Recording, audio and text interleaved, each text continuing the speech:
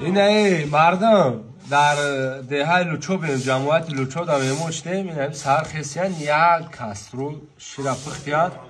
کسی را همسویه آوردن همسویه آوردن میگه اینا اولو جبو از رفیق دیگه من خوبم بیم خیزین شیره بزنیم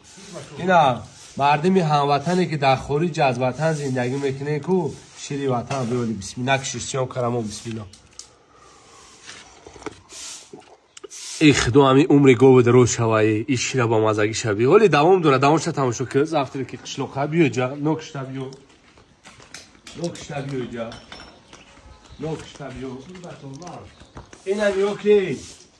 این کلچر با مزگی شوی اوخی این کلچر خوب نمو اینجا بیو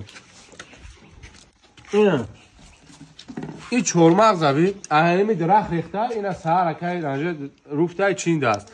این ایجا چیه؟ این ای شکسته سنید بگی ایجا بیا من بوش کنم نشما مطمئن این گو این ایجا بی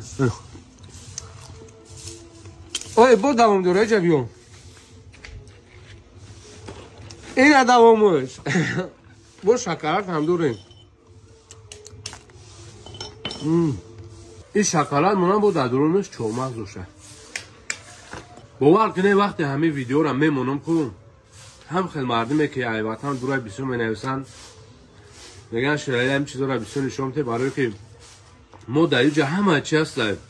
نه که نونه که در وطن تیار میشوم شیر را که در علو در وطن میپزن این دیگه چیز داره و اینم همه آدم میدونه که خیلی شیر نخورده هم چیز دارم